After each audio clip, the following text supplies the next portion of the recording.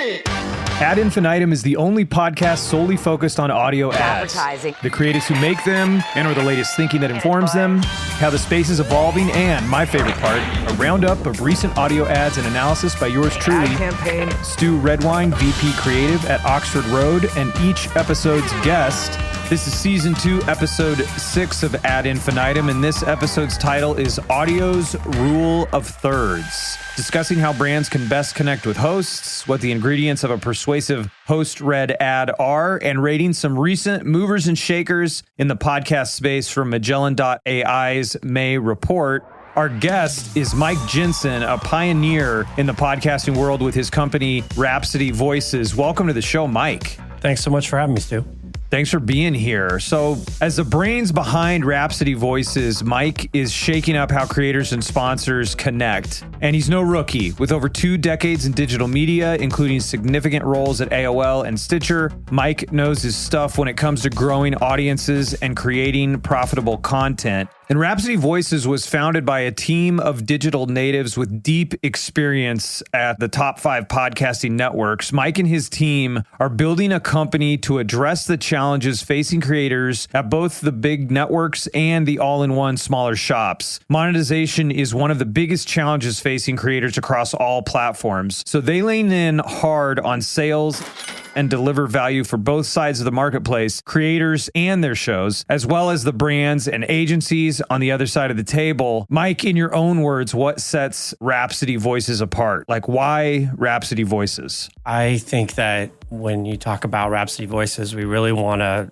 deliver on the mission of the connectivity between the host, sponsors, and the audience. So it's that connectivity and understanding each show and the ecosystem and how to have authenticity across those 3 participants is the core to us having success for all 3, right? An enjoyable experience for the audience, a good experience for the creator, and sponsor success. And is it that you saw forces in the marketplace that were like moving counter to this? Or it's like, how did you see there was white space here? Well, I can answer this question by dating myself a little bit.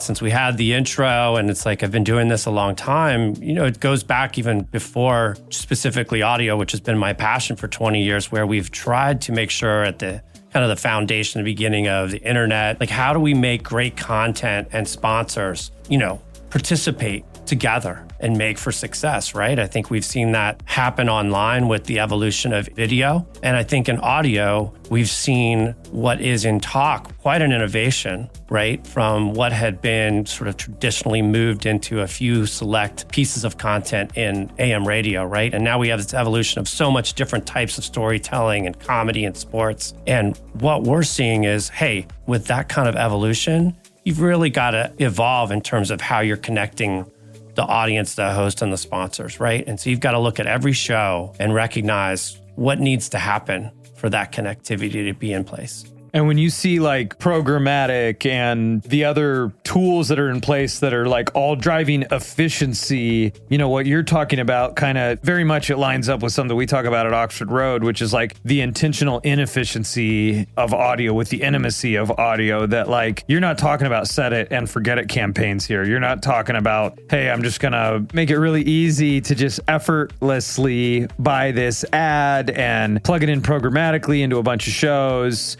Like you're talking about a concierge, like high touch approach to this stuff. And one of our messages of what we're looking to deliver is boutique at scale, meaning that we know we want to deliver to a wide audience a premium experience. But in order to do that effectively, you really want to take into account all the aspects of what boutique at scale means, which is delivering on each of what boutique means. And so I often say to people around Rhapsody, in terms of like what we're going to be able to do, it's like a boutique hotel. You don't need 7 pools and 7 restaurants. You need 1 great restaurant, 1 great bar, 1 great experience. And that's what we're trying to do in each instance with a show and the sponsors and that deliverable to the audience. That's one of the rule of thirds of audio as we were prepping for this show. That's what kept coming up, is that in the world of audio, as in life, things often come in threes. We've got the pillars of audio production, voiceover, sound design, and music. There's the classic storytelling structure of beginning, middle, and end, what it was like, what happened, what it's like now. And we can't forget the timeless rhetorical appeals from Aristotle's rhetoric of pathos, logos, and ethos. And like you just said, in audio, the host, the audience, and the sponsor, and bringing all of those together. And we continue to see more data and research in the space, like you're talking about, as it's evolved from,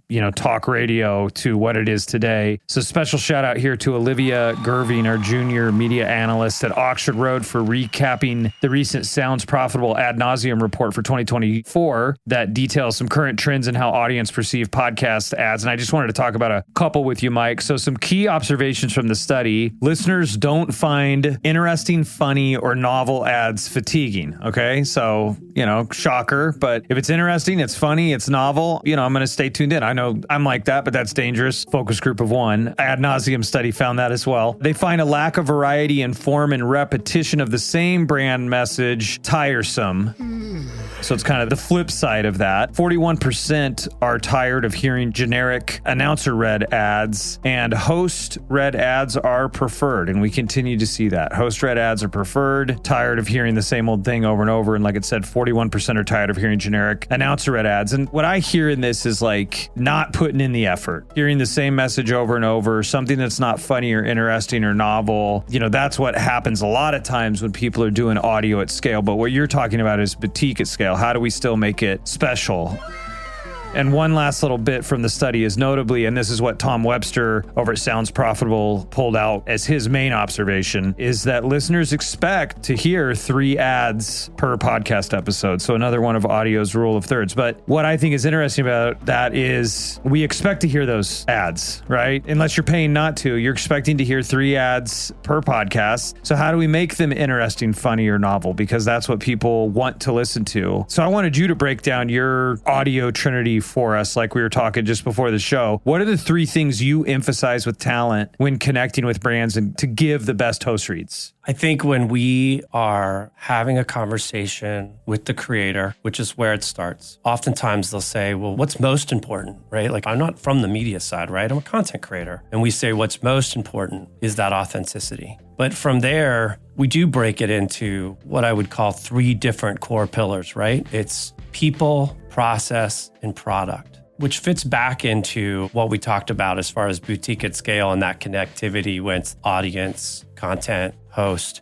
And so think about the people. You just mentioned something earlier, the host. They've got to have an understanding of what we're looking to do, right? If you try to fake it till you make it, you're not going to have something interesting or novel, right? And so there are a lot of talented content creators who think they'll be able to do that, but their audience came because they believe in the show. And a lot of times they'll read into that. And so if we're talking about people, we need to start with, we need to be prepared, and we're going to help you, right? In terms of that deliverable for the sponsor. And then the other one that's important is the product side.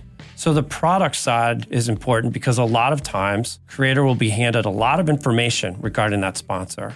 And it's important that we take on some ownership at Rhapsody Voices to help with all of that content that's related to that sponsor ask around the uniqueness of the product and the many different types of product or service advantages it has, and help make that more concise for the content creator so that they can deliver on that sponsorship in an effective way that they feel comfortable, right?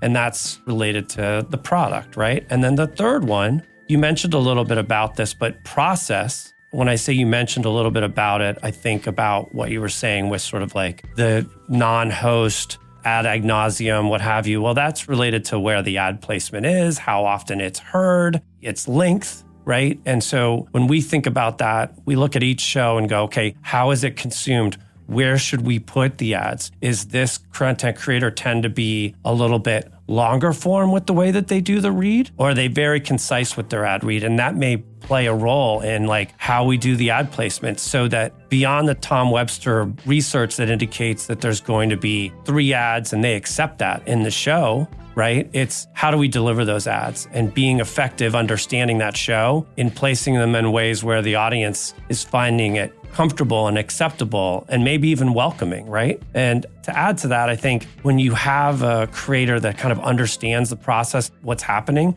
they'll be quick to remind their audience that those sponsors are helping support the show, which is really powerful, right? And so that's the threes that we go through when we look at how to make the best sponsorships happen for a show.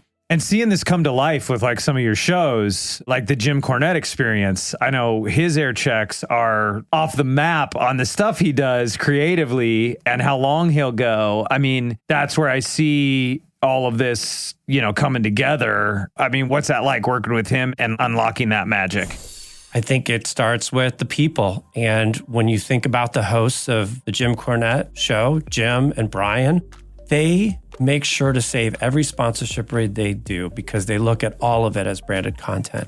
So for them, they're looking at each sponsor being an extension of what they do for the show. And so in those cases, the customization comes in, right? We don't run those sponsor ads back to back like we do in some other shows because of the way that they execute those reads. Whereas if all of a sudden they came to me and said, we're going to do a narrative podcast where it's going to be storytelling, we might make an adjustment and say, well, we don't want as many ads breaks in that kind of show. So we would change it. But Jim and Brian aren't going to be doing a true crime podcast coming up. What they do is fantastic, engaging, and they extend it over to the sponsorship reads. And so what we allow them to do is make sure that they have space for each ad position to go deep with that sponsor because the audience lives it and loves it, right? And it's magic, as you said, but we need to conform to how that magic happens. Well, and I like that you're intentionally making the space for it. Like you're talking about with the people, the product, and the process piece. What I mean is that in the early days of podcasting, and I've talked about this before, it felt like and can still kind of feel like a lottery ticket.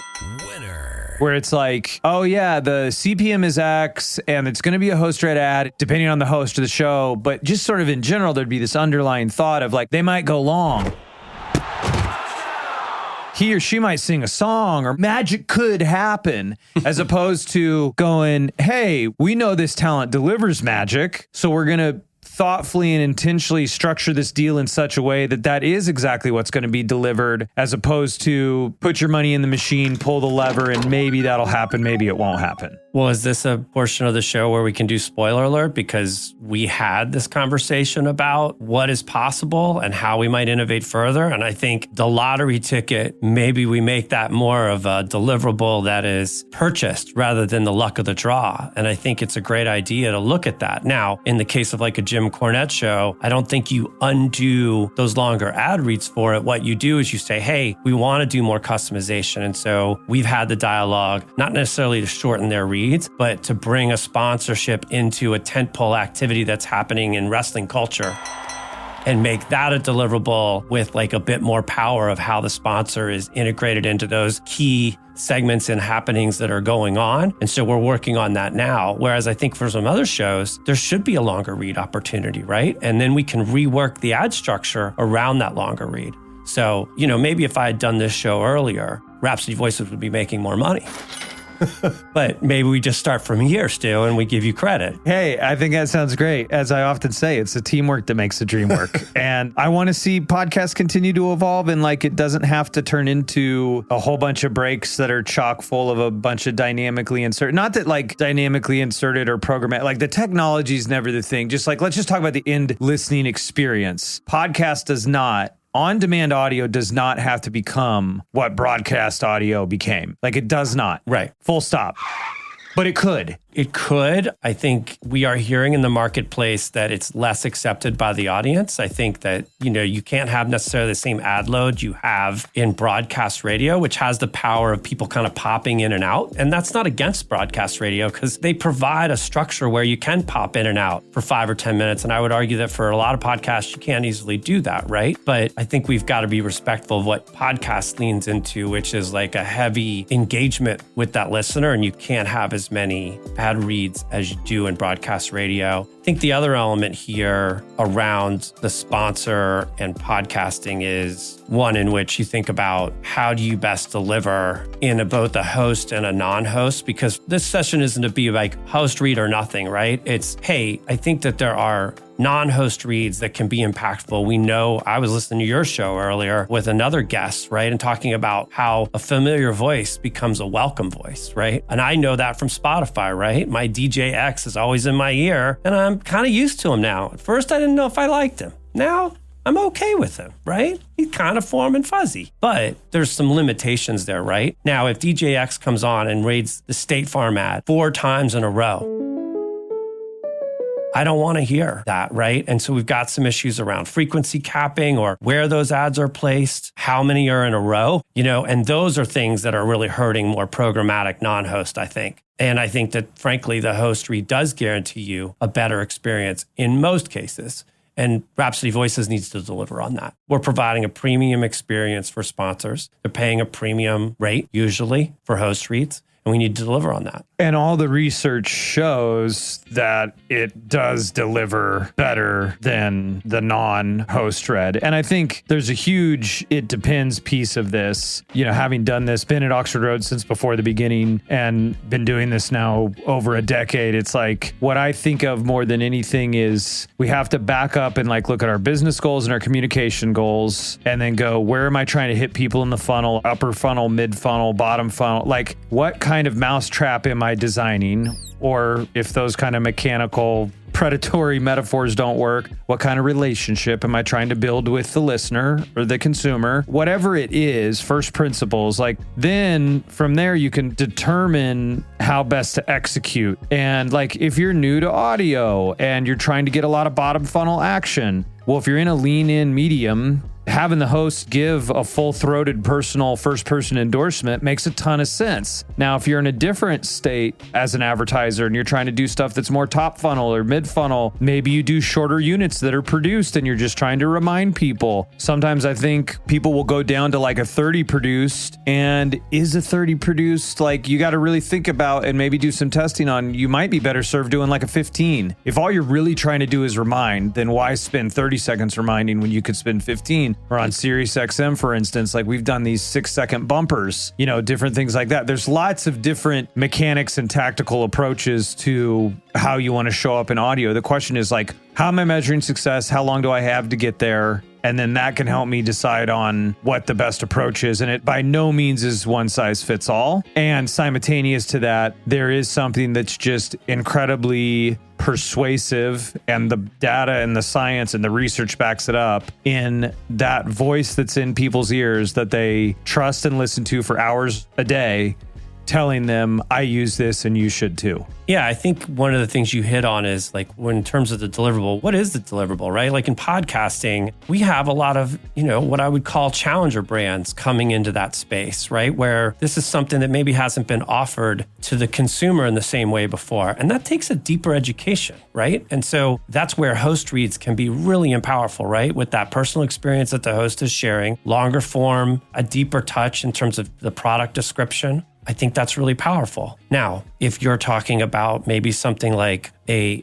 upcoming movie or show, I can see where maybe if you're running for an upcoming movie or show that's a comedy, in comedy podcasts, that feels like an easier lift, right? It's okay, I might be able to do a shorter format, like a 30, or maybe I don't need a host read, right? I just need to align with audiences that obviously love this type of content. We do that all the time in cross-marketing campaigns. We have a lot of success with, essentially usually 30-second pre or mid tune-in campaigns to help promote our shows on other networks, right? Because we're mapping to where those audiences are audiences, right? And educating them on tuning into the show. So it depends on what that deliverable is, right? I mean, I'll even go deeper on that in my own opinion. I was explaining something the other day around Starbucks. I can understand why Starbucks wouldn't necessarily feel like they need host read endorsements for the latte that I've gotten occasionally at Starbucks for years. But if they have new products, new services, new food items, right? Or seasonal item, I could see where a host read deeper dive into that product or service that's less familiar for somebody who's been in Starbucks before is far more of an opportunity, right? And probably a better experience. Completely. I mean, I know for me, I was just at Starbucks the other day and they have these new summer drinks that are colorful and look appealing to me. I'm like, I feel like I'm standing at the ice cream truck. You know? Yeah. But I also have like, I'm a creature of habit, man. And I'm like, I don't know. I don't know if I would like that or not. And it's like, is that even caffeinated? I'm not even sure. So it's like, yeah, that's a great example of they've got new menu items, have the host talk about those menu items to try to get people to try out that new thing because it was delicious and I loved it. And you better believe that if there was a host that I listened to all the time that said like, yeah, Starbucks has got these new summer drinks and I just tried it out, that's going to stick for sure. And thinking of working directly with the host to bring it like really down to the, the street level to make it really practical for the CAOs listening, just with some simple steps that they can take right away with their copy that they're putting before hosts. Can you take me through how you boil down copy for hosts into a list of, surprise, surprise, 3 things? So I think that we want to make sure that authenticity is the key, right? So in order to have that, you've got to simplify things a little bit. So what is the thing that calls the attention of that host where they're like, oh, well, I didn't know, for example, as a host, if they were doing Starbucks, right? Oh, I don't drink caffeine. Well, what about all these new drinks? Like, let's focus on that one experience you had and why you liked it. Right? There are 20 different value propositions for Starbucks. We're identifying this one for you for this host read. And that'll give you the freedom to really express what you liked about it with authenticity, right? And simplify that related to the product. Then there's some key process elements that they need to touch on. There's going to be, as we know on the media side, an important call to action. They can't miss this. You would think, okay, well, people know that, but you've got to highlight it, right? And I would say the pros, especially, folks have been doing this for a long time as leaders like Oxford Road and your agency, to call those out in the copy. But it's really important to double check the copy, make sure the host has everything together around the copy and the key points for that call to action, including any coupon codes or special offers, and that they get that right. Because no matter how good that read is, you've got to have those process elements down, right? The way I'm hearing that is the 3 things are simplify, find the personal tie-in with the host, and make sure you've got the call to action. Like if you're going to just boil it down to make it really easy. Exactly. And it seems simple. And this is not a knock on our many sponsors, brands, and services, but their jobs are designed for them to find all the different value propositions of their product or service. And that oftentimes ends in 5 or 6 pages of copy. And that's too much for the host. And it's not that they didn't do their job because they're like, hey, there's a million things we do, right, for our consumer. But the host doesn't work there. And to your point, like a highlight of my career is working with Bull and Branch Sheets when they came into audio. It's teamwork that makes the dream work. A couple of things that we identified with that team over there and our team was, these sheets get softer and softer over time. They're sheets used by 3 U.S. presidents. And we really boiled the copy down, really, concisely followed these things. The personal tie-in bit, I can remember a read with Rush Limbaugh where he talked about the feeling of, like the way the ad started was, he's like, at the end of the long day, you take a shower, and you slide into a crisp, clean set of Bull and Branch sheets. There's nothing like that feeling. And it's like, he came up with that, man. To me, that's a perfect example of what you're talking about. Like if you could get that for every product, it wasn't the copy, it was his experience. And did we have those other points? Loved by 3 U.S. presidents, softer. Yes. Did we have a clear call to action with a great discount? Absolutely. That personal tie-in, though, of that theater of the mind, of that experience, and like kind of even feeling it yourself of like,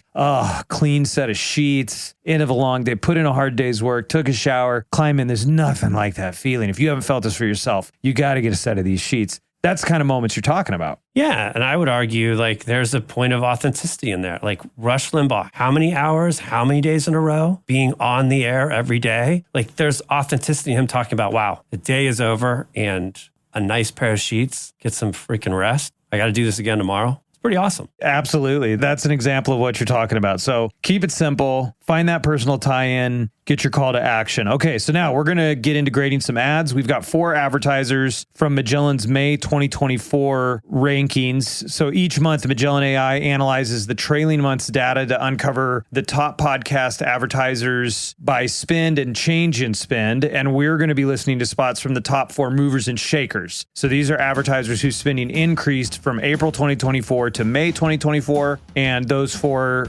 advertisers are MeUndies, Rakuten, IBM and Monday.com. And by the numbers, MeUndies went from $106,000 in April to $750,000 in May. Rakuten went from $150,000 in April to $742,000 in May. IBM went from $41,000 in April to $550,000 in May. And Monday.com went from $20,000 in April to just over $500,000 in May. So just to get an idea of their level of spend and how they're showing up in audio. So let's take a listen. You ready to jump in?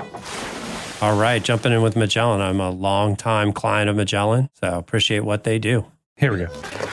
This summer, you got to equip yourself with the proper underwear if you're going to be walking around, doing your thing. And look, like, think about a day party. You're out there, you're sweating. You need to have good underwear on, man. 100%. Because nothing's going to ruin your day like feeling discomfort in that area of your body. You need to be equipped. You need to feel cool. You need to feel comfortable. You need to feel agile. You need to feel mobile. You need to be able to do all of that while wearing the same pair of underwear. And that's why MeUndies has got you covered. I don't know if anyone else can cover you like that.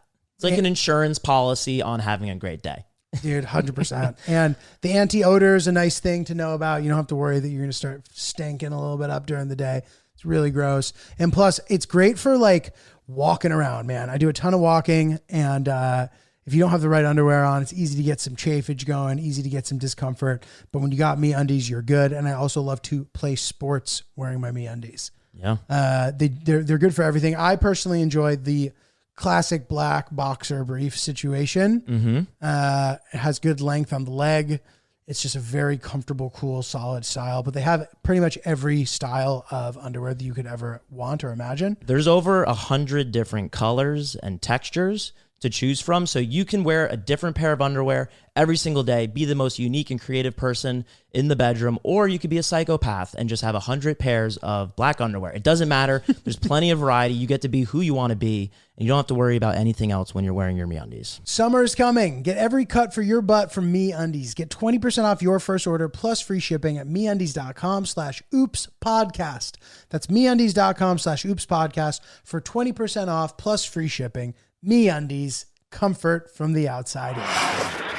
All right, that was MeUndies on the Oops podcast. What do you give it on a scale of 1 to 10? Break it down for us. Well, first of all, very impressive ad read for me. I thought the points of distinction around the brand were very relatable and easy to understand. Nobody wants to be uncomfortable in their underwear. Everybody wants choice. And I've actually had this as a client and didn't know about the anti-odor. So 3 different key points that stood out to me about the benefits to the brand delivered with authenticity really strongly. Agreed. And from an audiolytics standpoint, which is the framework that we use for scanning for and designing a message for optimum persuasion, that's composed of 71 subcomponents of present or not present. Look, it came in at an 83%, and our target's a 90. And the thing to always keep in mind with audiolytics is that like 90 is like perfection. So, because there's theoretically things you could continue. It's almost like 100% the speed of light. Don't strap yourselves in. I'm going to make a jump to light speed.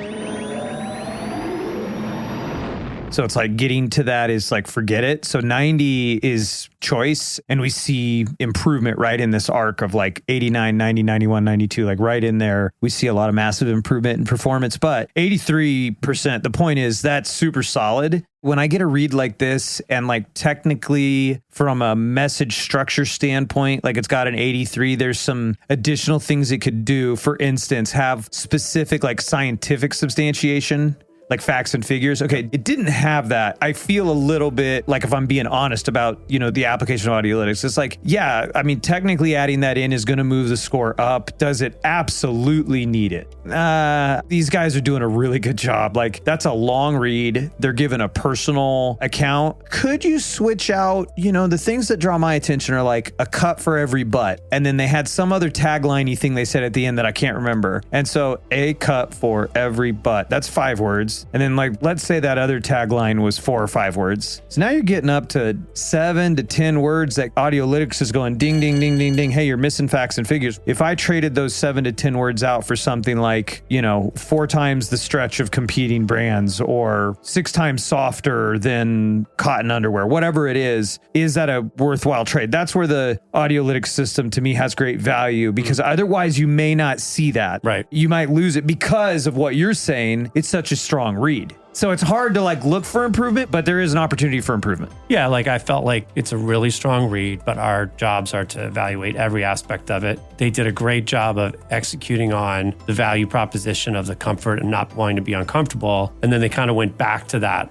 later with you don't want to be walking around uncomfortable. Whereas that was a bit repetitive. They kind of covered that. Whereas the other elements that they could have touched on, to your point, could have been fit into that segment, right? But I mean, we're really splitting hairs now. We are. It feels appropriate with the Olympics coming up because we're about to all be watching like people at the very peak of their game and then having people on the sidelines critiquing like they just did the most majestic thing in the world. They're like, yeah, they could have done that better. Yeah, we're just going to do that in media. Like when you watch an NBA game, it's like, why didn't he dunk that? It's like, did you ever? Exactly. Okay, so on a scale of 1 to 10, what would you give it? No, Audiolytics gave it an 83. Perfect score is 90, basically, in Audiolytics. What would you give that one? Well, 1 out of 10. I'm going to go 9. All right, perfect. I love it. The game is afoot, and I love this game. Okay, here we go. The next one is Rakuten from Behind the Velvet Rope. Do you know that Rakuten is the smartest way to save money when you shop? Because Rakuten members get cash back at over 3,500 stores across every category. I just got all my clothes for this summer. I went to Neiman Marcus, Saks Fifth Avenue, and Bloomingdale's, all through Rakuten. That's right, I went to the Rakuten website, which took me to each of those stores, and now I'm getting cash back just for buying clothes that I would have bought anyway. I'm set for the summer. You can shop amongst any category: fashion, beauty, electronics, home essentials, travel, even dining. It's really simple. Your favorite stores pay Rakuten a commission for sending them shoppers, and Rakuten shares the commission with its members. That's you. The cashback is deposited directly into your PayPal account, or they can send you a check. The choice is yours. So get the Rakuten app now and join the 17 million members who are already saving. Cashback rates change daily. See Rakuten.com for details. That's Rakuten. Your cashback really adds up. Okay, lay it on me. Okay. Well, on a scale of 1 to 10, I assume that 5 would be hopelessly average. And that's where I'm going to put this. But I will, with the caveat of why it's what I would consider probably lower than what the sponsor would want to hear, which is the ad read was executed, I guess, well from a standpoint of the communication, but he just got all his clothes for summer and we had no personal experience. We understand that you can go to the website. That was a very good value proposition, and then connect out to all these different places that you shop.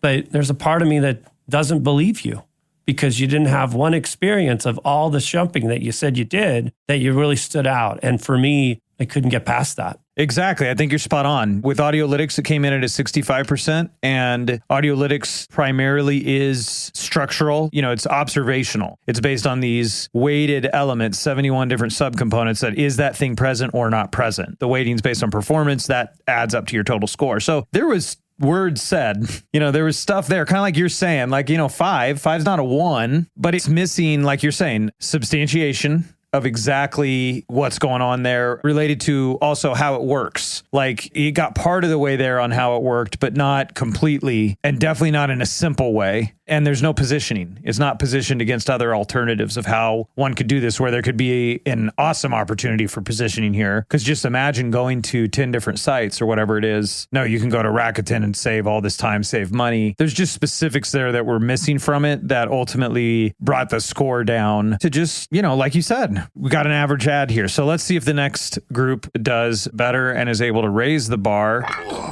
And the next ad that we are going to listen to is from IBM, International Business Machines. All right, shifting gears here a little bit. Just a tad. What if AI could help your business deliver mission-critical outcomes with speed? With IBM Consulting, your business can design, build, and scale trusted AI using Watson X, and modernize the way you work to accelerate real impact. Let's create AI that transforms your business. Learn more at ibm.com/consulting. IBM. Let's create.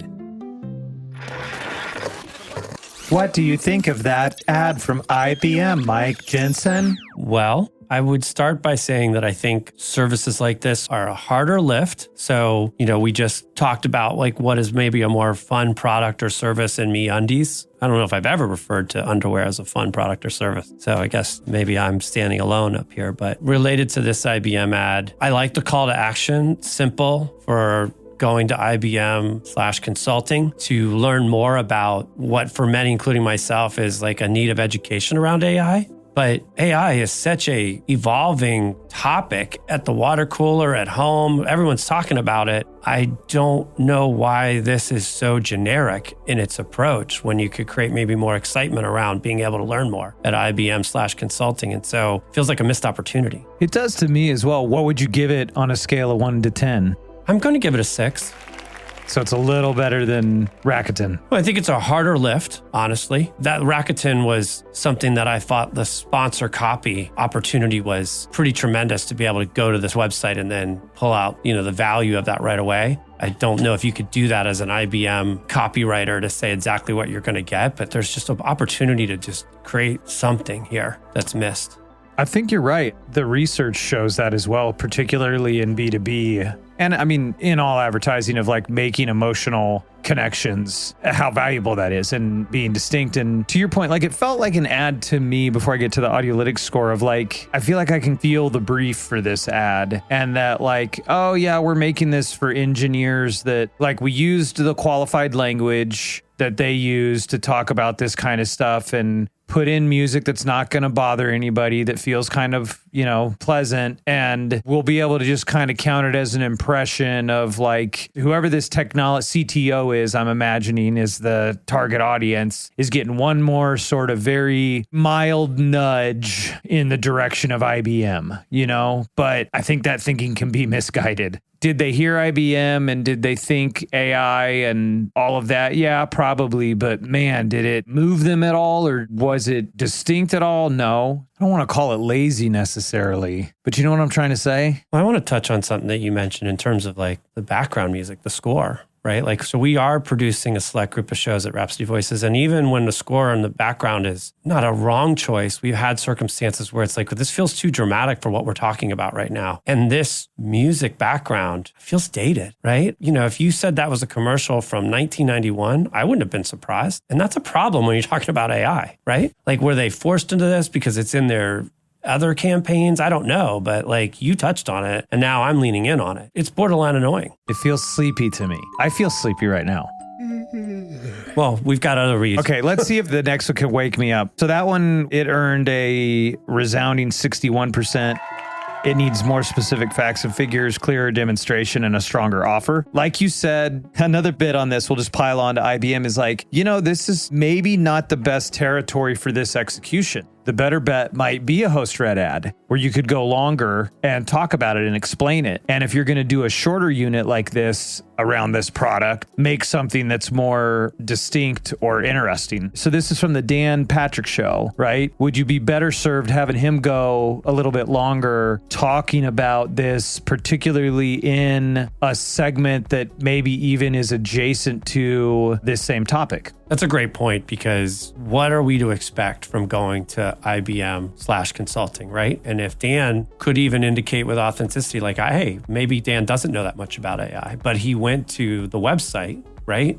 And immediately gathered some tips on ways that it might be able to help. The Dan Patrick Show. It's pretty powerful, right? Because as a business owner myself, I'm not sure what to do next with AI, right? Isn't that the opportunity for IBM? And that's the goal of this, is to engage us enough to get us to go somewhere. And the ad's not delivering on that. And you're right. It's a new exploratory, like we talked about earlier, right? Where, hey, host reads can really drive people to something where you're having to educate them on what it is for the first time. And there's so much talk about AI. It's like, how much better would it be to have Dan Patrick, even if it was a pre-recorded, go, hey, this is Dan Patrick. I know when it comes to this AI stuff, it's changing every day. It's hard to even know what's going on. But I do know IBM is somebody that's been in computing for a long time. And in fact, they've got this new AI product or consulting that they're taking me through on a special webinar because I've got questions. And you can sign up to join that with me by going to blah, blah, blah, blah, blah. give them the path. Like now we're talking. Right. As opposed to the impression you and I just got. Again, I want to like give the teams credit that, you know, are working on this stuff. I can kind of feel it. It's like, okay, let's make something pleasant that doesn't disturb anyone, that at the right CPM, if nothing else, even the person's subconscious heard IBM AI consulting. But man, come on, that's setting the bar pretty low. If the ROI is around engagement at IBM/consulting, I think we're both sitting here now going, wow, you give us a budget for host reads and you let them continue to run that at scale, probably at a more efficient CPM. I think Stu and I, if we were given a budget for host reads versus the efficiency of this standard sponsor read, and we, of course, probably had to pay a bit more premium for those, I think we can out-deliver on the ROI. Let's do it. Absolutely. I'd love to do it. All right. That's our open invitation to the team over at IBM, Rhapsody Voices in Oxford Road. Join forces to do a bake-off against this current creative. Let it be known. It's my job as a selling CEO to at least attempt that, and I will. We're taking ad infinitum to a whole other level right now, Mike Jensen. I'm loving this. All right, we got one more. It's from Monday.com. Here we go. You know, some people enjoy composing their own music, chord by chord, and others are happiest when they come across that one perfect song. Work is not a lot different than that. Whether you prefer building your own workflow or using a pre-made template, with Monday.com, you and the team can work in a way that's comfortable for everyone. Tap the banner to go to Monday.com and build your own amazing workflow, or find an awesome template. No judgment. All right. Actually, we do want judgment right now. How do you judge this? Okay, this is tough because I know obviously that work went into this, but I'm still confused after this ad of why Monday.com. And this was from Going West, a true crime podcast. So you know. Okay, I'm still confused, even if I was a Going West regular listener. And I think some of them are too. This sort of smacks of the same thing as the other B2B one, which was IBM, of like, they're saying however they just said it. And it's okay that I'm forgetting it right now because it kind of illustrates a point about all of this with ad infinitums that I don't remember, and it's literally been 20 seconds. But I think they call it workflows. It's a newer product or service. And that's where I feel like this confusion shouldn't be here. And yeah, you need to be selecting like the key points of distinction for the service. I don't know who's out there shopping for workflows. Maybe there is a whole audience. It's just, anyway, I'm inserting myself in your judgment. Go ahead. Please judge. On a scale of 1 to 10, what would you give Monday.com? MeUndies was at 9, which we agree. Excellent. Rakuten was at 5. IBM, 6. Monday.com? 4. Under Rakuten. I felt like I understood the value proposition of Rakuten because it was concise in the copy of 3,500 different stores that I can get points back from. And I've just heard this ad one time. I've never heard that ad, I swear. Whereas Monday.com, I'm still struggling to know what or where to go. Maybe Monday.com? I'm worried about Rhapsody Voice's ability to capture Monday.com ad revenue right now. This might be exactly what they need to hear. That's part of what's up with that infinitum to me. What I find is it's freeing to be critiquing a campaign that neither you or I are financially incentivized in any way. We can just look at it as professionals. It's refreshing because we can have more objectivity, and we're just like kind of doing it also as like listeners. I think that it's probably important to mention that they have a heavier lift in selling like what you talked about, like workflow, right? So with that, are you tempted to go efficiency and generic, knowing that you have to reach a lot of people in order to get engagement for workflow? I don't necessarily agree with that strategy, but I can understand saying, hey, we're not going to just be able to run a niche business podcasts. So what if we go the other way? Because we won't reach enough people. What if we go the other way and just go highly generic and hope to capture across the overall, what is generally in the population, a higher household income, listening to podcasts and streaming audio engagement? I don't know. What I think of with this is when it comes to B2B in particular is like, look, how much time does this save the team? Teams that use Monday.com save X amount of time because we all know it's work. Having to use the word workflow or projects or whatever, I may be missing something. I didn't see this brief. But to me, it's like, regardless of how you're doing the targeting, companies that switch to Monday.com, and maybe you know something about the size or whatever, save X amount of time. with tools like workflow. I'm not trying to lean us a particular direction because I do believe in host and non-host reads. I do. But are there hosts that are having great experiences with this? Like if you had, I'll just give you a personal experience. This is not an advertiser of ours, but like I use Grammarly. I find it highly effective. When I'm writing an important note, there's something I miss and don't catch. I love throwing it in there so that I can just have the right capitalization, or there's tools within that product that save me time and give me confidence in important communication over email. I'd love to do a host read for Grammarly, right? I bet you there are many business owners or managers or what have you feel that way about Monday.com. And there may be creators that feel that way. And I just think that's the opportunity here. Well, I know I can, because we use Monday.com. Oh. So I'll do it. Okay. I can say this. I did not know that. I run a creative team at Oxford Road. And we've, like everybody, I feel like I've tried organizing it with like spreadsheets, with Google Sheets. I remember we were on Basecamp. What I can say about Monday.com is this. One, I'm not a super project manager that uses all of the functionality. I know that once we switched to Monday.com, and it was probably longer ago than I realized, I want to say 3 years, but it might be more closer to like 5. Never switched out. I know my experience of it is it's simple, it's intuitive. Was there a couple like things to like kind of learn how to use with it? Yeah. But I know any interaction with other documents or software, like I know it's been frictionless, keeps my team organized. And that's how I run my team check-in every week is in Monday.com. So that's my endorsement, right? I don't know the name of a single one of their sub products or functionalities or any of that. I know it made our life easier in our creative department and we've never left it. Wow, the Oxford team really could do with you specifically in the lead. Go to monday.com/Oxford Road Creative Services, which the acronym is ORCS, which the fantasy part of my heart loves. At the end of the day here, what we have is MeUndies at 9 from Mike Jensen, 83% with Audiolytics. Then next would be IBM at a 6 from Mike Jensen, 61% with Audiolytics. A little bit of a flip-flop here. Rakuten at a 5 from Mike Jensen, 65 from Audiolytics. So a little inverse there with IBM and Rakuten, but they're in the same zone. And then actually the low score for both of us for Monday.com, 4 from Mike Jensen, 58% from Audiolytics. After listening to all these ads and talking to the chief audio officers out there, what advice do you have for them on how to make their audio ad dollars work harder? I think when we listen to these